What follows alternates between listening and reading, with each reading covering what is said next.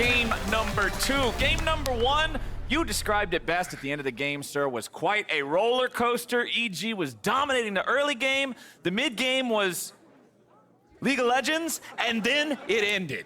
It was. You gotta put your arms up when you scream when you're going. Yeah. Woo! All right. Well, now we're into game number 2. I'm curious to see how FlyQuest specifically wants to adapt in this, because one of the things that you brought up when we were talking about things in that first game is, hey, we've got a Jarvan, but none of these lanes feel great to gank.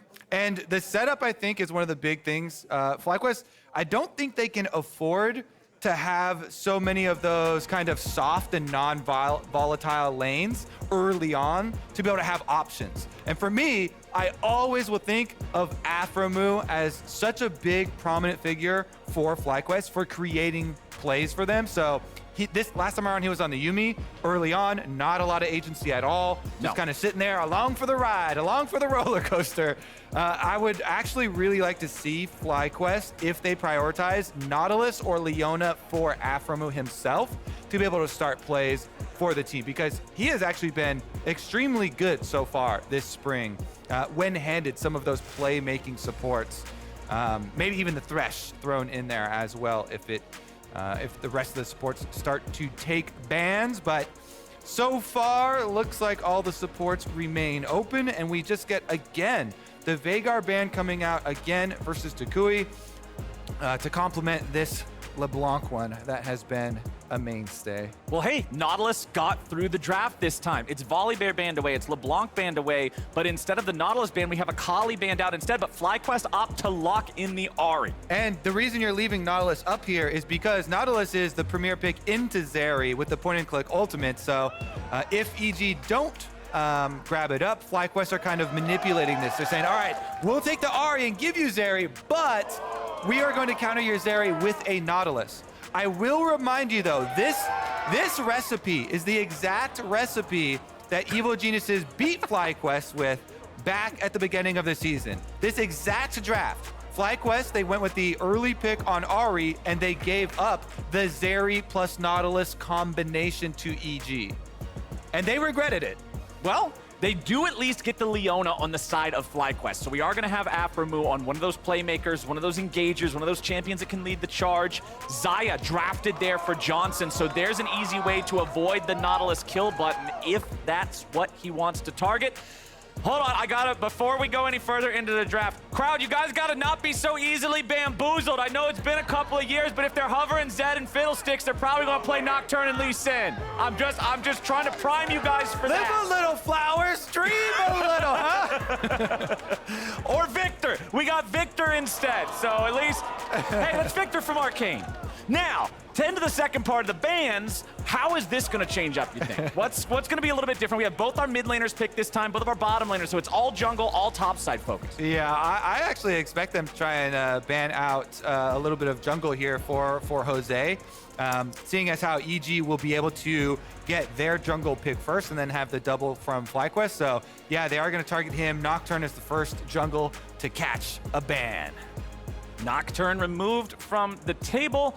We saw a lot of Nocturne here in the LCS studio yesterday, to the dismay of some, as it was locked in for all 3 games by the Golden Guardians. Weren't able to find a win with it, but we're not going to get to see it here this time around. FlyQuest, we got some Josedeodo fandom here in the crowd today as well. Wanted to see him pop up, bring up the toucouille time. But Trundle banned out now, so we're going to continue seeing these junglers targeted here. Does EG want to make it a double jungle ban from their own side, or do they want to throw something up there towards that top lane and once again just try to hit Kumo a little bit, give Impact the ideal matchup? Lee Sin, Jarvan, and Xin Zhao all still available. Viego is the one that takes the hit here, though. It is Josedeodo's most played champion this split, with 8 plays, double that of the next most common for him, so strong target ban there. But Jose has not had champion pool problems. You know, as we said, Lee Sin, Jarvan, Xin Zhao all available up right now, so both junglers should be able to get something comfortable. Okay, last ban, what's it going to be? Aatrox. All right, was not quite expecting to see that one here, but that'll be the final ban of the draft for FlyQuest. Evil Geniuses fully expect to see the jungle picked here. Leave that last pick of the draft for impact on counter pick once again. Yeah, Aatrox is kind of an interesting one because a couple patches ago, he got a little tiny buff on the sweet spot damage, and ever since then, I've seen a lot more of it in solo queue and in champions queue for these players, but not so much on stage, and EG will get the blind pick for impact here this time around. He's gonna be the one piloting the Ornn. Personally, I really like, Alawi as a tank buster into it, but EG are gonna... Okay, this is so fun. I love this. This is the ultimate skill check / you're a noob. If you can win both sides of the same matchup, you are the king. The other guy is now a peasant. He cannot talk. Well, he can talk, and what they'll usually say is jungle diff. Solo queue excuses. Yeah, exactly. But those are the most reliable ones. There's the Jarvan again for Jose. This time around, though, because FlyQuest kind of played off what we were talking about. They have more setup, more options for Jose to work with. So this time around, the Jarvan pick can actually do something. Jarvan can play either to aphromoos Leona, which we wanted him to grab either Leona or Nautilus. Good change of priority there for FlyQuest, or he can play off of the mid lane here. Toucouille this time is the one with the Ahri. This time he's the one with the CC setup on Viktor. And it is basically a reverse of fates here. EG taking this scaling this time. FlyQuest taking some of the playmaking here for early game. Inspired with the Graves, though. Interesting, has fallen a bit off for jungle Graves. Yep. And yet, in some of these matchups here, really can, especially with the way that Inspired's been playing, to link up with support. If he links up with Vulcan and goes for these invades early on, you can create these pretty heavy CS leads over something like a Jarvan. Yeah. While the Jarvan will look for a lot of these gank angles, Graves, the whole goal of this last pick and how EG want to play the game is farm-oriented and denying enemy camps to them.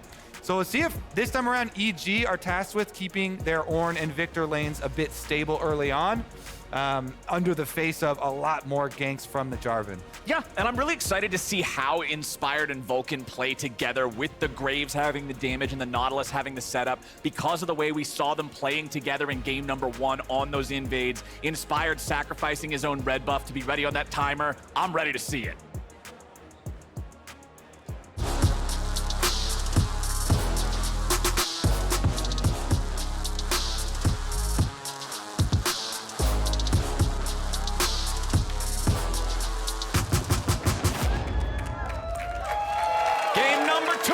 Let's do it. FlyQuest want to strike back here. Do not want to let Evil Geniuses go up to that 2-0 lead. Eyes on the junglers here. Inspired and Vulcan working together. aphromoo being unlocked to rotate around and do stuff in the early game. All right, Flowers. All right, FlyQuest. All right, fans. We had our warm-up game.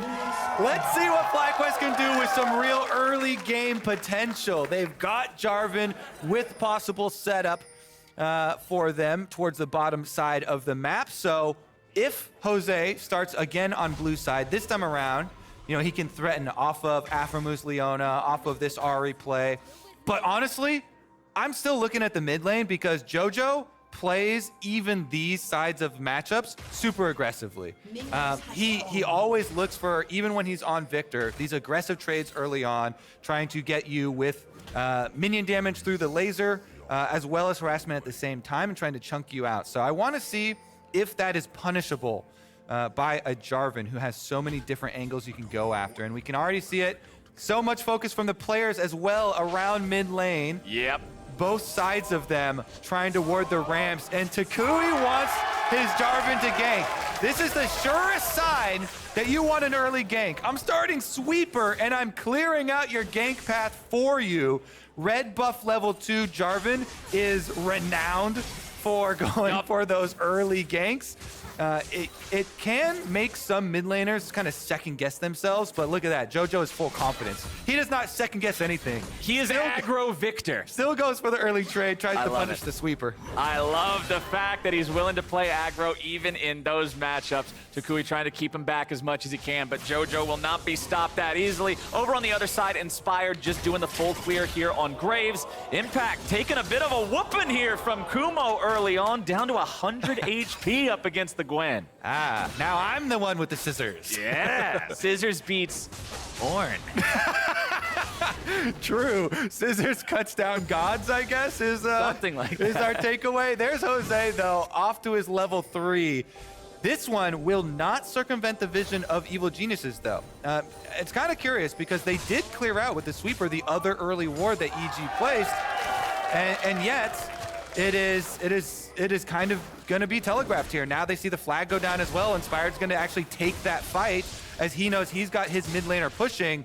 Jojo could be the first one to this jungle skirmish, and that's what matters most. I want to highlight the mid laners. Here it comes. I'm telling you, this is #1 possibility when you go for a jungle invade. Smite fight?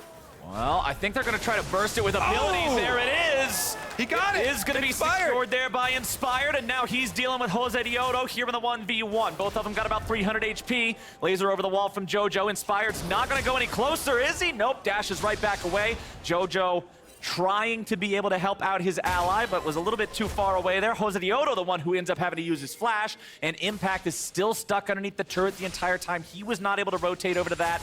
The fight was super interesting because Graves can't shoot through the red at the Jarvan. Jose did a really good job of just waiting up until it came down to that 50-50 smite there, but Inspired had the burst. It matters so much, too. This is actually the most exciting way for me to start games as a jungler. Inspired gets his level 4 off the Krugs and is going to chase Jose out of there, but that smite is very hard to hit. You saw Inspired, he canceled his auto that was going to hit the red buff at 520 HP. So it would not knock it down to the 450 for smite. Oh boy. He waits around here, the W is active and the Ghost is active. So it should be fine. But he waited, he checked his auto, and then on Jose's actual combo, when Jose threw down the EQ, Inspired still hits the smite. Timing it with his opponent's combination. So very difficult smite to actually hit there as the extra Jarvan damage was coming through, but he did it. And then it was actually smart by Jose kiting around away from the enemy mid laner who he knew moved first and was able to get out with just his flash being blown. But we shall see if that flash down on Jarvan is punishable now. That is one of the big takeaways from that early invade, plus being a little bit down on camps. Well, it is Kumo to be the first top laner to teleport back after going home for a purchase. Only got an amplifying tome, though, so not a very good base off of that one, but didn't really have a choice after the gank from Inspired in the top lane. Now Impact's going to go ahead, go back to base, refuel himself. Both of our mid laners have also already gone back for their first purchase. You can see the 3 starter items in the inventory of toucouille, while Jojo has only gone for the Corrupting Potion and the Doran's Ring, then going towards the Amplifying Tome, getting on track for building more completed items after. But now here in bottom, we'll see if Josedeodo can really find anything to do. Doesn't look like you're going to get much of a chance to do that here. They're seeing if maybe they can bait Vulcan and Danny to try to go after Johnsun, but that ain't going to happen. Also worth noting that Johnsun is playing the other style of Xayah here in this game. I checked the match thread in between the games, and there were people both calling both the Xayah builds bad. Some people were saying, quit Xayah is bad. Other people were saying, tier Xayah is bad. So now we'll see which one of them ends up getting more vindicated after game number 2 here. Yeah, I mean, they both have their pros and cons. The tier 1 is definitely not bad. There's so much burst damage with Muramana. I think Muramana is so busted if you can it's so strong on any champ that can incorporate this item. Level 6 advantage there for Kumo. I also think there is a place for the crit builds to touch on it, especially if you are going to play into frontline like that, and you are going to actually have space to get your autos off, then the crit build still does decently have a place, but there's so much burst and so much range, and you get a lot of armor shred with early Shirelias on the Muramana Eclipse build that both of them have some decent use cases. Jojo with the ultimate here just to clear the wave and get his back timing synced up with that of the Ahri. Remember how important the Ahri roaming around and the Ahri lane priority was last game? Jojo trying to deny that to toucouille. And I've talked a lot about how Jojo likes to play all these lane matchups, always aggressively, no matter what champion he's on. If he's on a scaling control mage, doesn't matter. And it shows in his runes. He almost always goes Ahri, Scorch, and Absolute Focus. He also has the Time Warp Tonic for the kind of bait plays and the surprise plays for the instant healing. He actually went Minion Dematerializer this time around as well to help out with that wave control against the Ahri, as Viktor really early on trying to focus on those waves. But here we go, Inspired Flash. Flash from aphromoo there to try to go after that Graves. Inspired's reaction time was good enough to get him away, but FlyQuest invading the enemy jungler here. Josedeodo does have the smite on that one. Now Inspired's in some more trouble, smites the Gromp, dashes back over the wall, won't stay alive, and it's toucouille getting first blood for FlyQuest. Jojo's coming over, but Vulcan's already in even more trouble. Johnsun's gonna grab another one for the FlyQuest side, as evil geniuses cannot respond. Give them the playmaking champions, Flowers, and the plays will be made. FlyQuest with the invade. Your boy aphromoo. When this man is on a playmaking support, when he is the point man for this team, they look so much more proactive. He's such a good shot caller. We've listened in on the comms so many times with him over the years. The seasoned veteran there for the team goes for the play, and FlyQuest invading on the Evil Geniuses side. Remember in Champ Select, this is what we called for. It's basically a switch of the first game where EG are going to have to play a little bit more careful in the early game, trying to scale up a little. Jose hit the knock up there, and then aphromoo forcing the flash for flash there, threatening his E. But it's really about the re-engage. And EG call up their bottom lane and then try and fight their way back into it. But if you've got the early move from this Ahri, again, toucouille right over the top side of it, they get the lockdown on Inspired this time around. They know he has no flash, so toucouille is able to finish him off there, gets the extra charge, and by the time Jojo walks all the way around, it's too late. Can't get there in time. FlyQuest have dealt their damage. They have gotten their kills. So it's EG trying to defend a little bit too aggressively there before they have mid lane rotating over and not being able to track the Ahri. Oh, and here we go again. It's Josedeodo over the wall. It's Jojo in some trouble. Flash away from the Cataclysm. Nicely timed to avoid the damage. Exactly, saw that. Here we go though, Kumo actually getting dove as well. Sound the Ornn horn. It's time for trouble here in top lane. Impact chasing after him. Kumo's got the ghost and he's on the run. Inspired's too slow. He can't catch up. FlyQuest has backup coming in. Kumo, the great escape. Is it complete? Now wait, I don't think this is over yet. Inspired's still walking over the wall through the fog. Impact's here. Vulcan may be looking to join up. And the entire time, Colonel, I'm trying to sneak around. I think I have to use the bush. I love the mind games from the observers right there. Actually playing with the crowd reactions. What bush is he in? Really nice jukes from him. I've also always been told, Flowers, that it is dangerous to run with scissors, and yet Kumo pops the ghost, runs as fast as he can with them, gets out alive. EG gonna start up that Rift Herald in response though, and look at this roam timer on the supports. Both supports making their way up. It is level 6 ready for both of them as well. This one could be fireworks. And we got to see ultimates used in the top side too. Both Ornn ulti and Gwen ulti are not available. Vulcan goes in after aphromoo, but Afro's not concerned. He's ready to go in. Support is so easy, dude! toucouille gets a kill on jojopyun, and FlyQuest is still looking to find even more. Charge. Inspired is on the retreat, and toucouille is on the chase. Impact's in the middle of everybody, and FlyQuest just destroyed Evil Genius. This is why best of fives are far superior, Flowers. You get to see the adaptation in the draft. They switch it up. This time around, more early game here for FlyQuest and more aggressive plays. aphromoo, you said it. They target him, and he's like, great, I'm going all in. Perfect. Right next to Jojo here. Is you gonna hook me in? I'm just gonna E over to your carry. He locks up Jojo with the E into Q, into ultimate, and Jojo gets annihilated. Josedeodo followed it up with his EQ. toucouille was able to follow through on the Ahri, charging through as well. And then finishing up, chasing down the rest of these kills. FlyQuest have completely reversed the tables here. And I believe that Rift Herald went into the ground. Since EG were the ones to hit the smite, EG were able to kill the Rift Herald, and yet nobody was able to pick up the rewards. We got ourselves a series, my friend. FlyQuest striking back beautifully here in game number 2 so far. However, there is still no Drakes taken, so that's one thing that at least Evil Geniuses can say.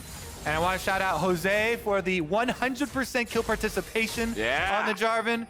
And the perfect supportive jungle style, all 5 assists for the opposite himself. of what happened with Inspired in game number 1, who had all of the kills. Jose only rolling assists in this one, as Kumo goes in for the 1v1 against Impact. And honestly, the trade goes pretty even between the two of them. Oh, wait, okay. Kumo tried to get a little bit extra there on the back end of things. Impact's gonna chase after him a little bit more, just get that wave shoved up. Has Inspired right behind him here, so in case he gets ganked as he tries to shove this wave all the way into the turret, he knows he's gonna have backup. Kumo just continuing to try to farm up whatever he can, poke onto Impact if he's able to. Impact saying, all right, you sure you don't wanna come kill me? Look, I'm right here. Come get me, buddy. Come get me. Get the Ornn. Oh no, I'm so far up. What am I doing here? You make a good Ornn. Oh no, I'm so far up! Here they go, but Impact barely stays alive, and Inspire gets the first kill of the game for his team, while mid lane, it's Jojo dead again. All right, I'll be Inspired then. Get off my Ornn, boy! He's able to get that kill in time. Kumo down, Danny trying to defend the blue side though. Well, aphromoo right there with Jose. Jose can't deal with Danny by himself, but having Afro next to him, he sure can. Danny cleanly takes the blue buff and gets away to safety. Meanwhile, you got Impact up there. He didn't even recall, okay? That is a dangerous Ornn right there. He stayed to proxy an extra minion wave, and with the blast cone, he's even able to get out with it. The deed has been done. Chad Ornn recalls whenever he feels like. FlyQuest, though, with their 2,500 gold lead, they've got enough control over the bottom side of the map to get themselves the first Drake of the game just about 14 minutes in. Okay, so we set it up as a reverse champ select from game number 1. There's one key difference, though. EG didn't go all in on the scaling. They didn't pick up the Yuumi. They went with Nautilus to kind of still have playmaking and go 50-50 with it. Nothing needs to be said about that replay. Yeah, Vulcan's just standing there watching like, ooh, all right, no thanks. So the EG isn't quite, the scaling isn't quite as significant as the FlyQuest was in the last game because of the power that Yuumi really gains over the duration, but we shall see what Inspired's able to get done with this Graves. It has become, quite popular to go with the Gore Drinker build on him, even though he is ranged. It's very short range, so you can always still get pretty high value out of the active as well. 6-1 FlyQuest, 2,500 gold lead. Nice early game. Things are looking solid here. Item completion's big. 9 Dark Seal stacks. Thank you, Mr. John Madden himself here of League of Legends. You like that circle? Yeah, that was most really nice. wobbly. To be fair, we've got a tablecloth up here on the desk, and so it's not great mouse traction, you know. You're blaming it on a tablecloth? Just own it, man. I can't draw circles either. They always look flubbly wobbly. Happy little circle there for you. Exactly. Happy little circles. I do want to see him upgraded actually into the Medjai's. To continue the snowballing here, though. And as you are also fond of pointing out, when you upgrade into Medjai's, then you get the mythic passive bonus as well for very cheap compared to any other completed items. Right. So you really can kind of leverage the early lead that a 4-kill Ahri does have here with all of those stacks, getting quite a lot of value. Topside focus again, Inspired. Really going and focusing on Impact's lane to make sure he can constantly push in here on Kumo, and there's no kind of reverse scenario. They don't want this Gwen to get accelerated in scaling at all because it does become a problem a bit later on. And hey, the big thing I'm looking at here, one of our biggest differences in terms of individuals in this game, toucouille was not properly focused and shut down in the early game. This is not a 0-2-0 Orianna, it's a 4-0-1 Ahri. He is in a great spot to be able to make the plays that can carry this team and carry this game. Yeah, and Jose has done a great job in setting him up in a lot of those endeavors. Remember, absolutely, a lot of these skirmishes and the invades on enemy jungle, Jose and aphromoo playing their parts this time around now that they have a lot more options with this setup. And here we go once again. toucouille goes in, forces out the flash from Jojo. Without that, the charm would have landed and trouble surely would have followed as aphromoo was right there for the follow-up CC. Mid lane tier 1 goes down, but EG's coming in, double flash over the wall to get away. But now it's Jose who has to escape as well, and he buffers the combo to get out of the CC. Nice timing there from Jose on the flag and drag. EG, no Ornn ultimate, and they want to go in. Jose's ready to try to turn this one around, but has he got in too early?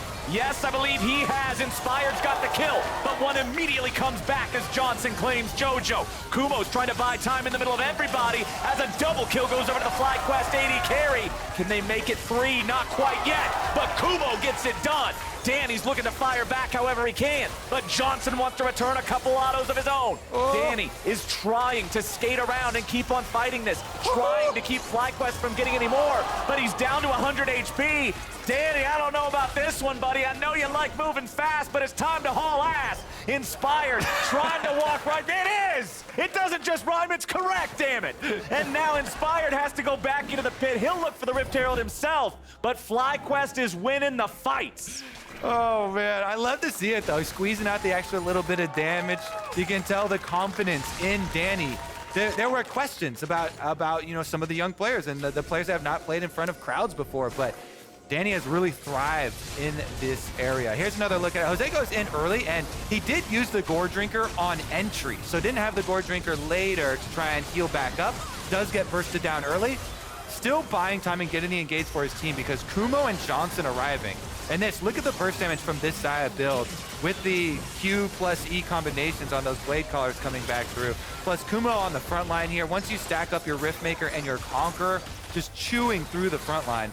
I still love it though. Danny, trying to make the most of the Zeri pick. He catches a few strays with these, with the Qs and the poke damage, but he plays it on the edge, and that's what you want out of an AD carry, to play and get the most damage that you can without actually going down. Also, shouts out to Danny for playing a lot of Champions Q this week, because that has been a big discussion over especially the last couple of weeks, and he was actually the centerpiece for a part of it with a post on it. But after his post, he actually has queued up for almost every day of Champions Queue this week leading into this series, taking it very seriously and trying to improve as much as possible for stage play here. So definitely positive stuff there to see from him. EG off the reset though, should be able to retake some vision here on the top side of the map, if not provoke Shelly.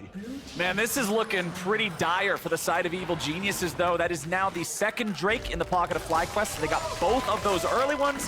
4,000 gold lead before 20 minutes. Jose is going in to try to grab this second Herald, but it's not going to live for a terribly long amount of time, so they need to take care of this as quickly as they possibly can. Should last plenty long enough to get it, I would hope, now that Johnsun is up here. Remember, it would despawn at 1945. It's not aggroed. 1955. If it is, they clear it with 3 seconds to spare. Plenty of time. And they also get the top turret here for toucouille. All the gold onto Ahri. Again, focusing so much gold on this Ahri.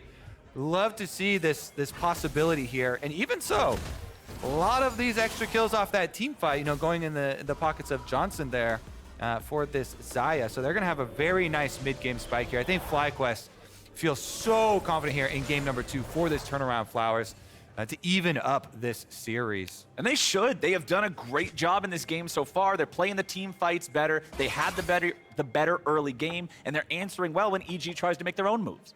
Now, we should caution against the level 13 Ornn handing out his upgraded items down here for Impact. Next level should be able to upgrade for Danny and see what the Zeri can do with a little bit of extra power. Vulcan and Jojo are going to defend the mid lane tier 2. Danny and Inspired doing the same thing here at bottom lane. You can see toucouille taking his spot up there in top to be able to provide just a little bit more pressure elsewhere on the map. Jose and aphromoo backing up a little bit. Keep in mind that second Herald is in Jose's inventory. It'll still be there for another couple of minutes wherever he decides to use it, but the first 3 turrets are already taken down. All those tier 1s are gone, so I do want to see FlyQuest try to use this Herald to grab a complete tier 2. And they're just going to keep up with the 1-3-1 split push here. Nobody able to answer it. Both Unleashed teleports are ready for them. Both mobility summoner spells going to be ready very shortly as well. And so they use this to take over vision on the map, slowly clearing out more and more of the EG vision. Jose here pathing through, cleaning this blue quadrant. Jose will continue making sure that his team's got a good setup in terms of vision in the enemy jungle. There goes that scuttle crab, as well as you can see through the emotes a story being told of who should have got that crab and who did get that crab. I always hate when AD carries do that. It's my damn crab. They get to take the wraiths and everything else as the game goes forward. Just leave the crabs. With the jungle item, you get bonus experience. There's a real argument Yes, for it. it's very important. The jungler needs to get the crabs. But now, toucouille is just going to keep on farming up here in bottom lane. He's got Rabadon's Death Cap as his second item. This is just the I'm going to kill you item. This is not utility. This is not any sort of extra value in terms of anything but the damage you are doing to enemy health bars, and that tells me he knows his job is to carry. Yeah, and he's gonna want to look at the right targets. This is the other thing it says. This is, instead of going for some magic penetration to go through Graves or Ornn, who both have picked up magic resistance, he's saying, hey, I don't care about that. I am going to these priority targets. I will, in these team fights, find a Zeri or find Viktor. That is our win con. It is me assassinating them. That's why I'm going Death Cap. I've got 10 stacks on my Dark Seal. I'm going to do it. I'm going to take out the threats from EG, and I'm going to work around their front line, not through it. And the thing I want to bring up about that front line and the itemization there, Impact not opting for the tier into Fimbulwinter build that we see out of quite a few Ornns these days. Instead, just wanted to go straight for the Force of Nature second. It helps him in the 1v1 against the Gwen, as well as providing him protection against the most fed member of FlyQuest in toucouille. But now Josedeodo and aphromoo are coming down to the bottom lane. The Rift Herald's going to be summoned up here. The tier 2 is still at full HP, but with multiple FlyQuest players nearby, Evil Geniuses, will they even be able to hold this? Josedeodo is going to step up. Herald's going to take a little bit of damage here. Impact loses about a third of his HP, but EG keep the turret going. All right, able to keep it alive, 15% health or so, but at what cost? You know, all of this work earlier that was done by Jose, by FlyQuest to clear out the vision. They take your whole blue quadrant, they increase their gold lead, they keep up their siege here. They still have plenty of poke, and that ultimate doesn't actually get anything out of EG, just the dash from Danny is going to be enough to zone them off that turret and finally get the objective. Plenty of time to pull back to the dragon as well. I believe EG would probably not want to risk a lot on just Soul Point Dragon. Yeah. Wait another 5 minutes for the real big daddy. Well, the thing is, I'm starting to wonder, Kobe, when do you fight for EG? Because we're at the point with a 6,000 gold deficit. Every fight feels bad. You're having to take low percentage plays now. Which is the one that you finally say, all right, this is where we bite the bullet? The one where your opponent makes the biggest mistake. Okay. There is no way that you set it up to have that advantage. And so what you got to do in these situations is set yourself up for opportunities and then be ready to jump on them when they go. When you get that call, when you see someone out of position, you don't ask questions, no hesitation. You hit that engage, you go. You've got Nautilus, you've got Ornn. You can find these picks. You have Viktor scaling. You are going to be able to have damage, you know, in this game. He's actually gone Shadow Flame plus Sorks as well. So he also here for Jojo has all burst damage. You know, he's not trying to work through people with magic resist either, looking for the squishier targets there on that Viktor. So if you've got Nautilus and Ornn locking somebody up with CC, they will get deleted. That's what you're saying. Yep, toucouille and Johnsun both have no protection against that magical burst. You can see aphromoo is going to be very tanky against it, so obviously he doesn't want to unload the damage into the Leona or the Gwen or anything like that. So mid laners needing to target enemy carries will be the story of our next big fight wherever it breaks out. There is 4 minutes until that soul spawns for FlyQuest, and EG will be forced to answer them. But until then, FlyQuest will continue taking up space, occupying enemy territory, removing the vision of evil geniuses, and giving them less map to play with on Summoner's Rift. Kumo now pretty far pushed up, but he's not really worried. Inspired is down here, but Inspired and Impact together will have a tough time dealing with Kumo trying to chase him down when he has the Ghost available to run away. FlyQuest now starting up the Baron. It will be seen by this tricky little ward from Evil Geniuses that lets them know what FlyQuest is up to. toucouille just playing the back part of the pit here, ready to intercept if anybody walks over, but FlyQuest does not have the manpower to take this out once Evil Geniuses knows what's going on. However, they do have the power to keep the split push push going on the other end of the map. You pull them left, you strike right. You pull them right, you strike left. FlyQuest is trying to run them all over the map as Danny shows up in the bottom lane, gets the ghost out of Kumo. But again, you pull them one way, you go the other, and the remaining players on FlyQuest are right back onto the Baron, again demanding an answer. All right, well, the answer is here from EG. Everybody's coming over. Impact has teleport on the Ornn, and they're starting the fight. Josedeodo has made his way in onto the enemy mid laner. Josedeodo is going to be taken low, and Danny's going to grab the kill. Now Kumo moves forward, looking to find something here. aphromoo with the flash over the wall. FlyQuest lose one. And they would have lost more, but they charmed Impact so he couldn't activate the second part of the Ornn ultimate, so the ram didn't come through. FlyQuest avoided big disaster there, yet still give over some gold. The one kill here, the pick, going into their hands, getting the extra money. Vulcan surviving was the most surprising to me, as FlyQuest had to bail out of that one, but very good punish there from EG. And rest assured, they've got objective bounties on the map as well. So if you start to drop some of these team fights, the rewards, the comeback will be very swift from evil geniuses. Plenty of objective bounties up, especially if this fight occurs around Baron and the Baron starts to get low. That thing will slingshot you right into first place.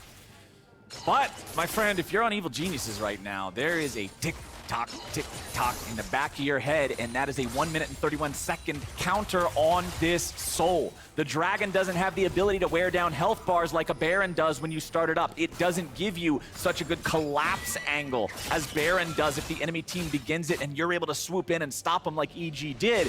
EG will need to be able to answer FlyQuest here because a 6,000 gold lead feels a lot scarier when everybody has that constantly replenishing shield on top. EG do not want to give this soul away. Certainly not, and they need to get there pretty early. If they can get here early and get into these brush down around Dragon by the river, then you actually get to utilize your Nautilus Ornn combination. And that is basically a guaranteed engage combo to be able to isolate some of these backline members and try and pull this game back. Otherwise, FlyQuest looking like they are going to even this one up. Almost a 6,000 gold lead. They're drooling at the spawn of the Dragon Flowers. They're ready to go. It is the complete opposite story. They are so ready for this one. They've got stopwatches on both of those carries. Johnsun, toucouille, both with that aggro drop. Johnson's got his ulti there too, so double aggro drop, flash up on both of them. FlyQuest are ready to rock and roll here for this Drake. EG are not first to the scene like you were talking about. FlyQuest have bottom side river priority. Jojo's just gonna pick up the blue buff here, so at least he'll be able to spam some spells for the evil geniuses. Impact has to walk back away, does not want to continue eating poke there. aphromoo finds Zenith Blade onto Inspired, but now Vulcan's ready to find a little CC onto him. Danny chases after for a bit of additional damage, but no major cooldowns spent by either side. FlyQuest falling back away. Zeri laser not gonna find anything there. Josedeodo back into the pit. The Drake is alive now. FlyQuest have control over the pit, but EG are moving up as a unit. toucouille still here on the flank. He can come around from behind and try to find this angle. There's your aphromoo solo flare. Immediate aggro. Johnsun ultis on a rampage. And jojopyun is down. But evil geniuses are fighting back with Danny. aphromoo is going to be taken low. Kumo comes in looking to find any bit of damage that he can. aphromoo is going to be killed, but Johnson's unstoppable. A double kill back over to Danny. It is a 3-for-2 in the favor of FlyQuest. But they've got their jungler here. EG only have 2 members, but they have the jungler. They have the smite flowers, and there's a ward on that dragon. Inspired's opting for the objective. He could just blast cone in there and yoink that away. He has the smite. There's no Jose here. Careful about getting it too low. Kumo trying to zone Inspired out. Danny stole the red buff away for HP regen. Trying to steal it with a laser over the wall, but no, sir. That is Dragon Soul for the side of FlyQuest. Ooh, I was wondering if Inspired was just gonna come hover around the back of that dragon pit and hope that EG kept damaging it, because they had a ward on it and they could see the vision. But walking around the front there actually just gets chased off, so well done by FlyQuest. This Leona ultimate and Xayah combination get the flash out of Danny, but then look at the kiting here. Johnsun immediately kills down jojopyun, but Danny is able to survive in the back of that Jarvan Cataclysm, pumping out damage, so they salvage the fight. toucouille with his Zhonya's flash is able to get away from Inspired, but the extra kill barely chased down there. And this is where I thought, okay, after the bottom tower, maybe they hover around behind the dragon. That ward you see in the pit, unable to be the difference maker though. Now it is Mountain Soul, worn by FlyQuest. And this is the time for them to march forward. 1-3-1, push up both sides of this map. Get these lanes going, then you can collapse to threaten the Baron, threaten that fight here, and actually make use of this big advantage you just acquired. And looking at this damage dealt last team fight, obviously your eyes get drawn to the biggest damage bar in the graph, which is the 6,117 damage for Danny. But even more so, look at that little itty bitty thing right next to it. 469 for Jojo because he got exploded at the very start of the fight. That's not what is acceptable for EG to win these fights. Jojo has got to put more damage in than that, but FlyQuest is already over onto the Baron.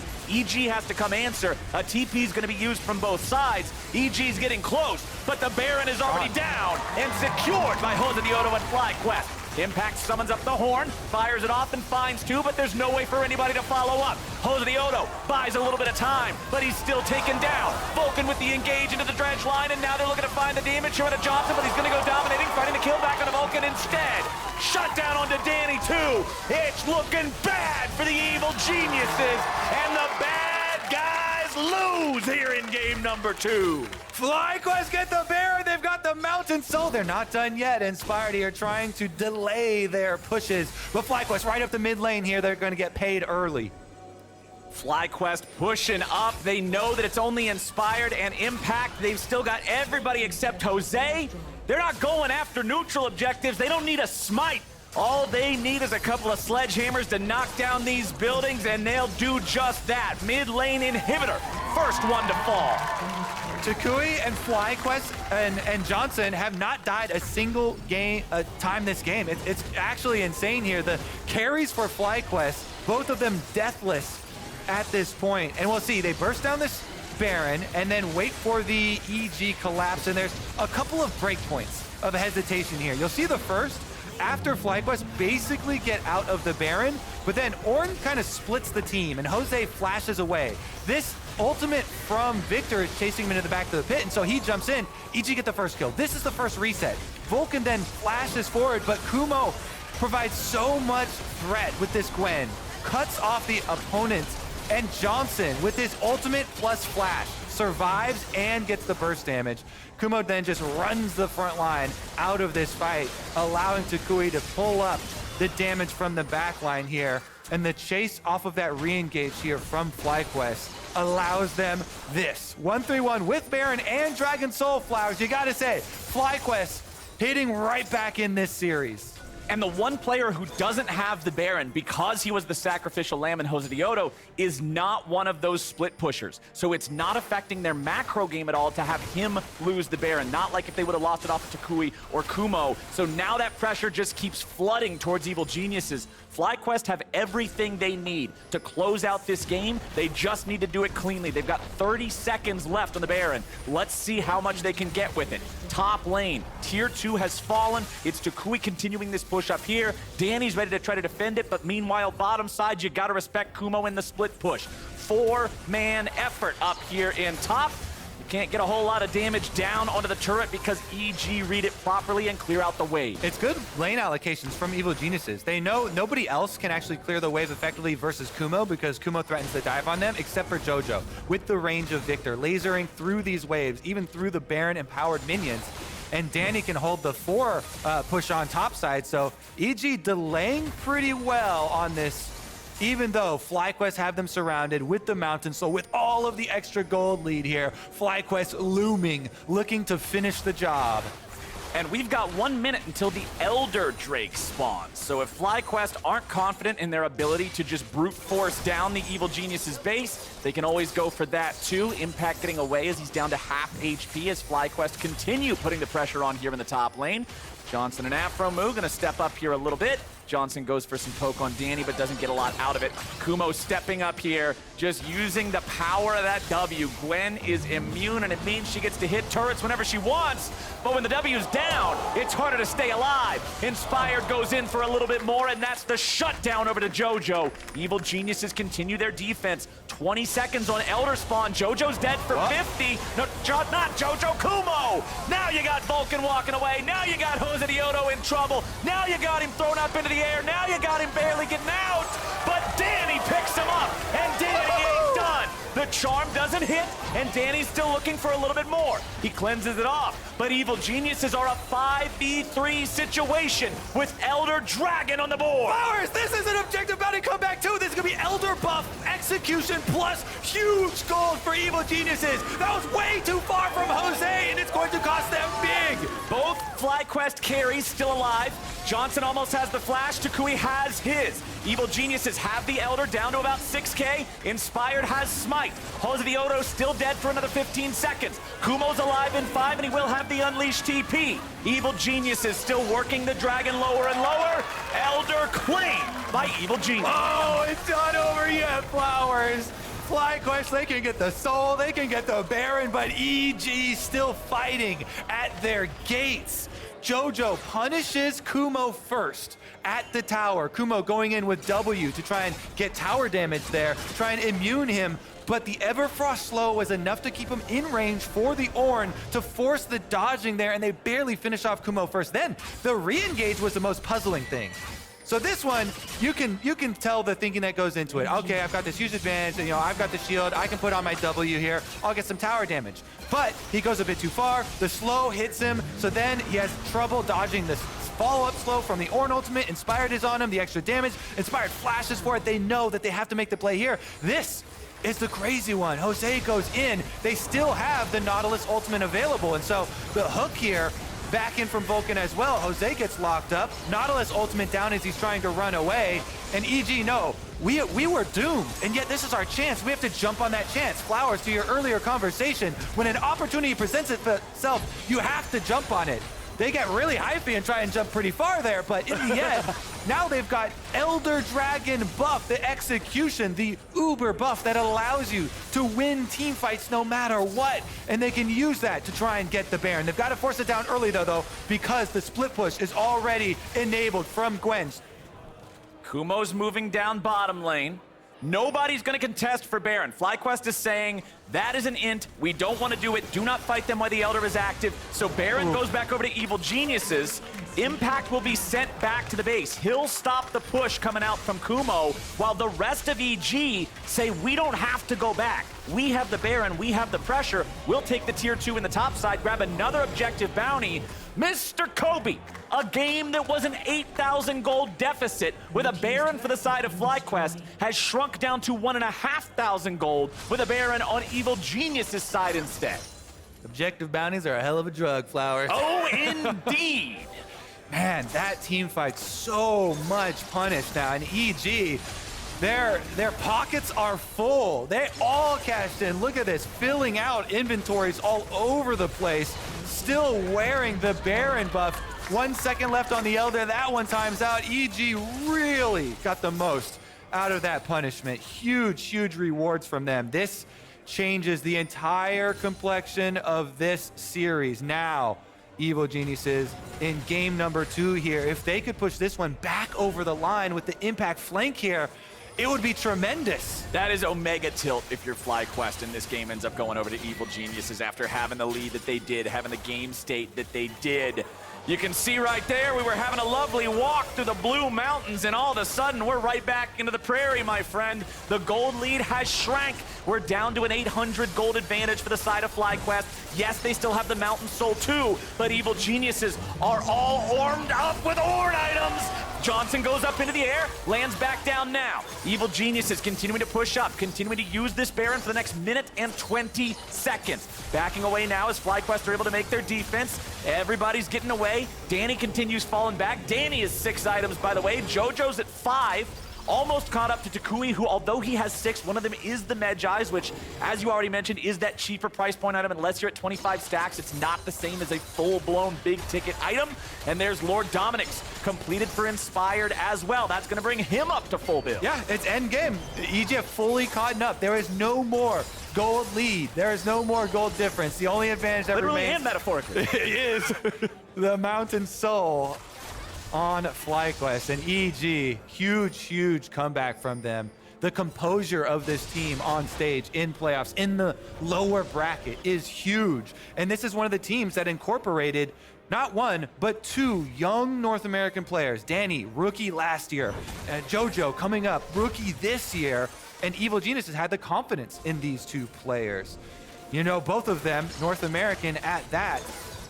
Jojo hailing from Canada, Danny from the US, and let's see if they can actually push it over the line here, because they now have retaken full vision over the map as well.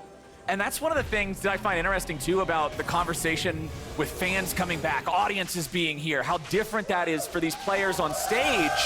For young guys, for new guys that have never experienced that before, like Jojo, like Danny, it's always a question in the back of your mind, hey, are they going to rise to the occasion? Is this going to make them feel the hype and just get that lightning pumping in their veins? Or is it going to be a, what's going on here? Is it going to be a nerve situation? And both these guys seem to be in their element here now. They have been pivotal in making sure they're able to weather this storm. You already talked about how Jojo is having the right assignments, giving himself the proper setup to be able to defend against the split push from FlyQuest. Danny has been aggro as all hell in these team fights. He's got lightning in his veins, yeah, that's for sure. And it's part of why they've been able to fight back.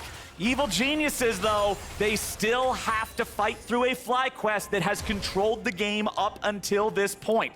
FlyQuest, you can see just how things have changed in the state of the game by the way they're moving. They're not so far forward. They're playing cautiously. All right, well, we've had first Elder Flowers, but what about second Elder? Ooh, that's even better than Delicious. first Elder. Let's see it. 13 seconds left on the arrival of that dragon, and FlyQuest will be the first ones to the scene. And remember, Elder Dragon is not as strong as Baron. He does not have nearly as much threat as Baron does. He's very easy to take down very quickly with fewer players. So just having Josedeodo and Johnsun down here near this is enough of a threat to demand an answer from EG. They're going to keep Jojo up in the top lane. He'll be clearing waves against Kumo, just like you talked about earlier. He'll be the one using the wave clear at range. Meanwhile, in mid lane, Josedeodo goes for the engage. toucouille using the ultimate here from the Ahri. We're going to see if they can get any more value out of that one. Nice use of the unstoppable there on the Ornn burp to be able to get away from that one. I couldn't remember the real name, so I improvised. Whatever. That's a good one. I've never heard that one before. This man burping out fire.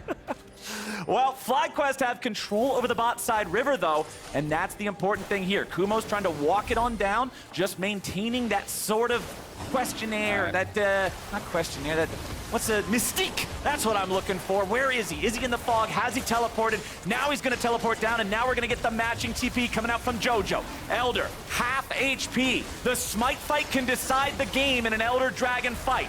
Kumo is here on the flank. He's ready to approach from the side. Both junglers hanging out in the pit. Danny's already popped the glance. Kumo coming around. It's going to be secured by Inspired, and Josedeodo is already down. Kumo's going to try to fight in the middle of everybody, but Inspired and Danny are ready to go. The guns are locked and loaded, but Kumo has the scissors to snip them apart. Another double kill back over to Danny as toucouille tries to retreat, and aphromoo is shotgun food in front of the graves. Evil Geniuses get the objective. They get the fight 4 for 3, and they're pushing into the bottom lane. Critically, they keep 2 Elder Dragon buffs on 2 ranged champions here, Inspired and Danny, looking to push this one home. They want to get some of these inhibitors down right now. toucouille has got to give him the distance, has to play cautiously here. There are 15 seconds left on Josedeodo's arrival. He will have someone to help him defend Nexus turrets if he can buy 10 seconds. Oh, those turrets are taking a beating. First one is already down. 5 seconds. Danny is ready to go. He's looking for the FlyQuest mid laner and look no further. Danny has arrived. Ace over to Evil Geniuses, but can they keep fighting? Inspired. Good luck, buddy. I'm going after the Nexus. Josedeodo wants the body block, and the Nexus will survive. Jose blocks the shot, and Johnsun comes in with the ulti. The feathers fly, and FlyQuest live again. Oh my goodness. This Baron is up, Flowers. Take a drink quickly, because we're gonna get We're gonna get right back out to it, buddy. Stay hydrated for this one. This is now 2 members of EG down. It is a one-man advantage for FlyQuest, and they're running straight up mid. Oh, the crowd is fully in support of FlyQuest. Hands were on heads, butts were out of seats. People are ready in this one. This game has come down to a knife's edge between FlyQuest and Evil Geniuses. The Elder has been removed from Summoner's Rift. The Baron is up, and it's FlyQuest who have access. Evil Geniuses who don't have the men to fight back. So now it'll be Fly wearing purple again. 2 teams, good and evil, Flowers. 3 Barons, 2 Elder Dragons. What more could you ask for? 46.5 minutes into it. One of my favorite pieces of LCS history of all time was at 86 minutes, the dream game. With the state of League of Legends, I don't think that's even possible anymore. But we're gonna get as close as we can. We're gonna try. This was my last water bottle. I will die. Quick, someone get some water bottles. Chuck me up a water bottle for Flowers here.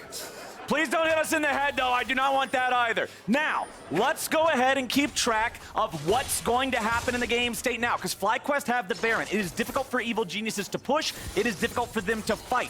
One important thing, however, this Baron will not last until the Elder Drake spawn. It'll fall off about 50 seconds ahead of time, which means Evil Geniuses will be able to meet them in open ground for yet another Elder Dragon fight. Hell yeah. I actually, 3rd Elder Dragon is my favorite. Don't tell 1 or 2. You just said the second one was your favorite. That's not an answer, that's a giggle. Yeah, that's an evil laugh. You don't have proof. Where's the proof? Somebody get the VOD. All right. FlyQuest have set up, though. They're going to utilize this Baron to make sure they have control over the bottom part of the map. They're going to set up in the enemy jungle, clear out any of the vision from Evil Geniuses, make Evil Geniuses have to check blind. We are at 6 items on carries. We are at the point where face checking gets you deleted if you are not immediately ready to respond and have your team at your back. All right, item slots become a premium later on into the game. And so this is one of the rare times where you also get to talk about these little bad boys, the upgrades. Never mind, we're not gonna have time because the fight is starting already. Gwen already gets the W, can back off. Pretty decent chunk of damage dealt to Impact here, but he does have a Warmog Seer as the last item, so can just back off, heal up, and regen. I love the Warmogs in late game situations like this, allowing the tanks to pretty much always be at full HP unless their 100 is zeroed. Impact has 5,500 health here on the Ornn, so at least he will be able to survive for a decent amount of time. Mid lane inhibitor under pressure. FlyQuest going after that one, and EG have nothing to say. The one thing FlyQuest have to worry about, they do not have flashes on toucouille or Johnsun at the moment. Don't get too risky until you get at least toucouille's flash back for a big play. They are slightly more vulnerable at the moment to the Ornn Nautilus combination. That's the only way they drop, if those 2 backliners get locked up. And so I think it's a good call here from FlyQuest. They just get the exposed inhibitor. They don't want to risk it without the flashes on their carries, and they will get their recalls off. We're going to get 50 minutes here, baby. And I would like to let everyone know that I was just informed by our lovely producers in my ear that the longest game in the LCS in this Spring Split 2022 was 48 minutes and 55 seconds before just now. So we are going the distance here in FlyQuest versus Evil Geniuses. It's going to come down to one big fight. It's going to come down to one big execution. It's going to come down to a part of the game that players and teams often don't get to practice, and it turns into utter chaos. These late game moments, these are where real moments of composure come through for these players on stage.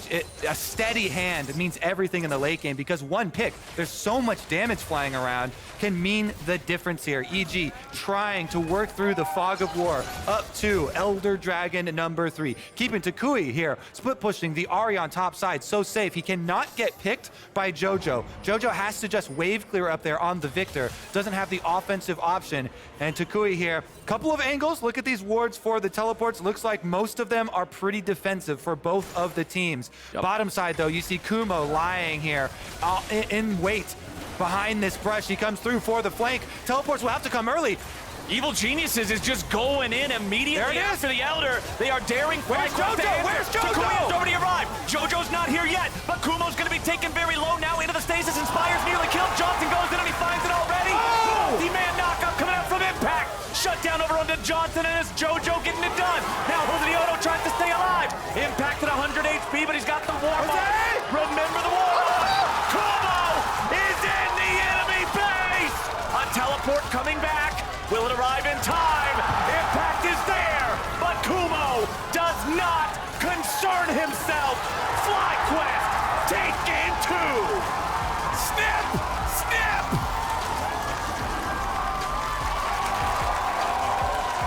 Wow! Wow! Wow! That's what I like to see. What a game 2! toucouille with the first teleport. The couple of extra seconds there on the arrival of the mid laners.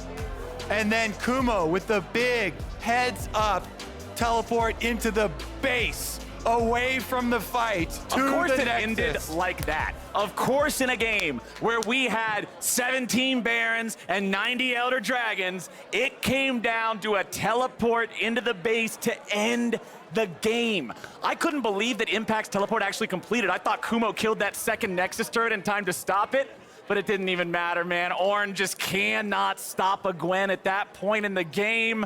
Let's take another look at how this went down. You could see EG just went straight into the Elder. They weren't messing around. They said, let's go.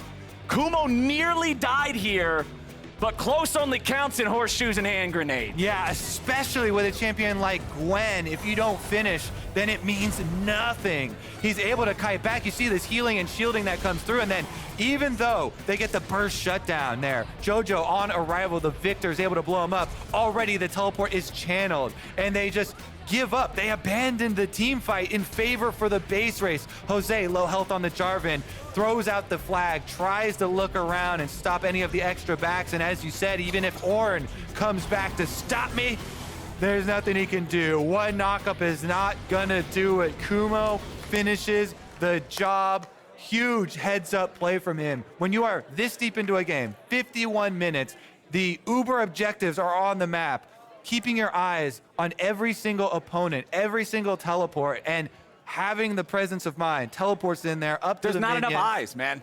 Well done. And it was orchestrated really well by FlyQuest too. They start the fight, teleport flank by toucouille here on the back side. They put the pressure on EG, try and take their eyes down towards the dragon instead of worrying about their base. 51 minutes of battle, the longest game in Spring Split 2022. Ready for number 3? So far. Kumo and FlyQuest bring it back here in game number 2, which means it's time to break down that game. State Farm Analyst Desk. Thank you so much, Captain Flowers. An absolutely wild game between FlyQuest and Evil Geniuses, with FlyQuest somehow managing to even it up. Heads up play by Kumo. There is so much to get into with this matchup because of how back and forth it was, so I want to start diving into elements as quickly as we possibly can. We're going to start in the draft because the teams themselves recognize this. FlyQuest copying the homework of EG. They said, hey, we really like 4 of the 5 champions you took, and we'll stick with the Jarvan. It was hilarious to me, just the idea that they didn't just take their homework, but EG also took FlyQuest homework. True. Like, they didn't acknowledge that, like, hey, by the way, we really like the Ornn from game 1, you know, having a scaling mid lane, having the Zeri in the bot lane. So these are the drafts from game 1. Do a little magic trip, swap a Rooney, and then there you go. You're going to see... Yeah. Swap a Rooney. Okay, there we go. That was clean. Yeah. Amazing. I'm working on my magic trick Yeah. still. But yeah, there you see, like, they just basically swapped sides, and based off how this game went, we are seeing how important it is to have a draft more like that one. The Ahri drafts seem to be doing much better. Okay, well, but you say that, and this game, I feel like, didn't necessarily indicate to me that any one composition is ultimately stronger. Yes, FlyQuest built what felt like an insurmountable lead throughout the game, but EG somehow managed to bring it all back into contention where we get into a situation, a TP play towards the Nexus makes the difference. Yeah, it's just wild because from both teams' perspective, the late game insurance is coming through because mistakes are being made. And so, like, when those mistakes come through, suddenly you have a full item Zeri that's just cutting through people. And so this one was the play that was a nail-biter because Evil Geniuses are allowed to come through and contest it. Of course, this is the earlier Drake in this game. But these fights, a lot of the time, were decided by Evil Geniuses all being allowed to come through, not contested by an Ahri charm or, of course, like the control wars to kind of make it tough for them to fight for Drakes. I would much rather be the team that has like a 6-0 Ahri, a 5K gold lead 25 minutes in, and then accidentally gives the scaling team a chance back in. I would almost always rather be that team than the one who was losing their inhibitor mid lane and then found their way back in the game and still ended up losing. So like, I think you end up under so much pressure when you've given up soul because you were behind the whole game. Your elder is not that strong. You have to fight these Baron time. If your base is open, like you're balding by the 40-minute mark. I mean, I think the big thing about picking a scaling composition, it was at this point in the game, by the way, where I was like, FlyQuest can't possibly throw this game, and then this fight happened. If you're picking like a super scaling comp and a lot of people are like, oh, it's about capitalizing on your opponent's mistakes, well, yeah, but it's also about not giving up a ton of stuff on the map. And that's what ended up happening around a lot of these neutral objective fights, which is also what got EG back in. And I'm not like systematically opposed to the EG draft. I'm just saying, based off the 2 games from this series, early game has been very important, even if the games do end up getting a little scrappy. Absolutely. And that's why I'm saying like the Ahri draft seems to be the more important of the 2 thus far, because both times the Ahri team has jumped out to a big lead. Absolutely, fair enough. And with you on that point, that of course, the Elder Drake that was picked up. Emily, I know you wanted to see this. Want to Grand see this. Canyon. Anyone that knows me and knows I am a gold graph connoisseur, that is an interesting one.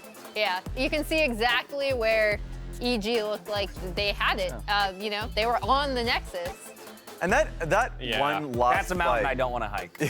Oh, no. Say that much. I will not be fighting you. That's a tough find. Yeah, nothing about that looks easy, and nothing about this game necessarily looked easy for FlyQuest when it came to the late game.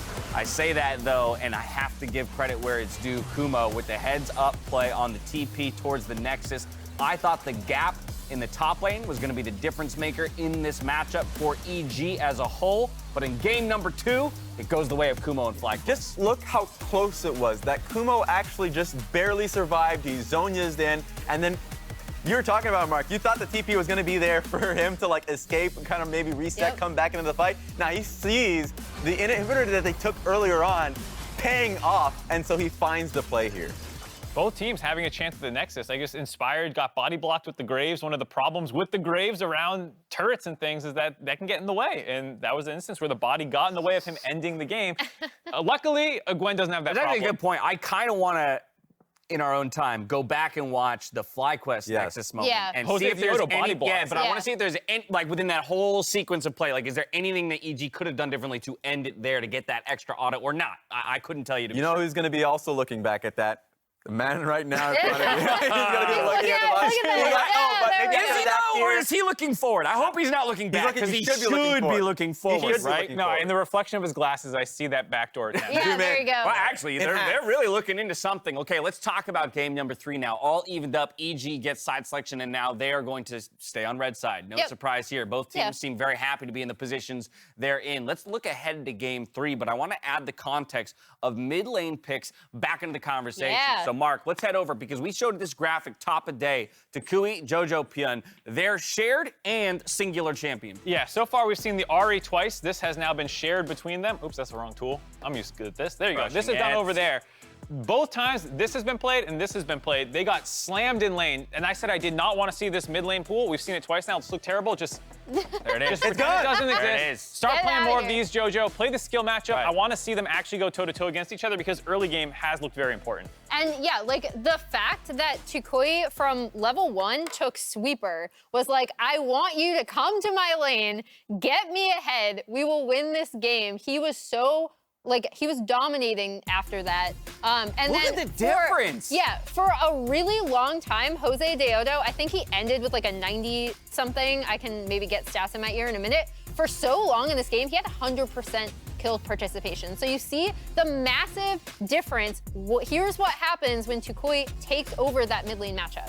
Yeah, and remember coming into this series, you hear from the string of interviews, one from aphromoo talking about players that, scale up in the series. They get better as the series goes on.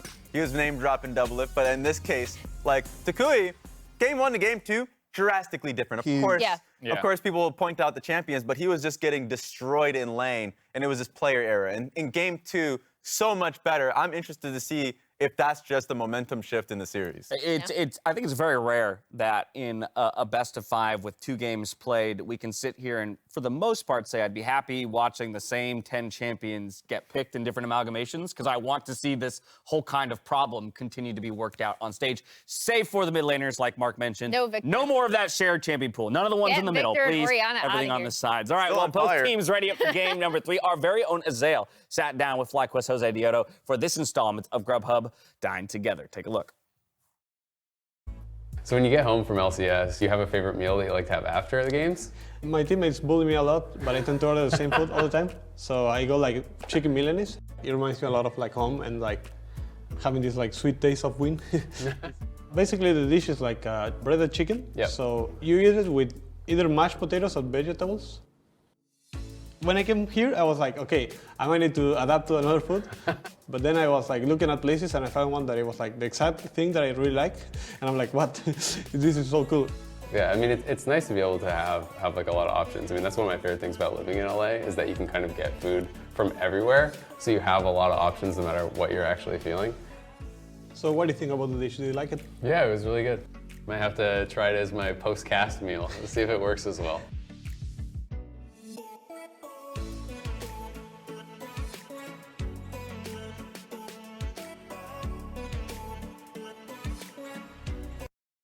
Should I go with my main? Why not try something new? Something cheesy. No, something spicy. Just hurry up and pick your Grubhub order. Done. Champs like starting. Here we go. Let's go! Guys, we are in this. On time, lowest price, or we'll make it right.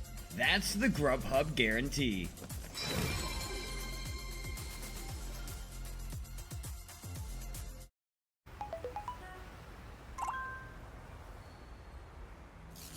Initializing legendary moments. Take a look while you can, because if you blink, you'll miss it. I'm sure you've heard the news. Gold, gold, and more gold. Here comes the big play. Oh, that's perfect timing. You can see this one coming. They get what they need. They got the mid. They got the support. They got the top. Are they gonna give you some fun League of Legends? Yes, sir. Yeah. Welcome to the LCS. FTX, official cryptocurrency exchange partner of the LCS. Sequence complete. What is going on? I can't afford streaming anymore, so... Sure you can. State Farm has rates that fit your budget. Oh, good. Because some true crime would be nice. Like a good neighbor, State Farm is there. Call or click to get a quote today.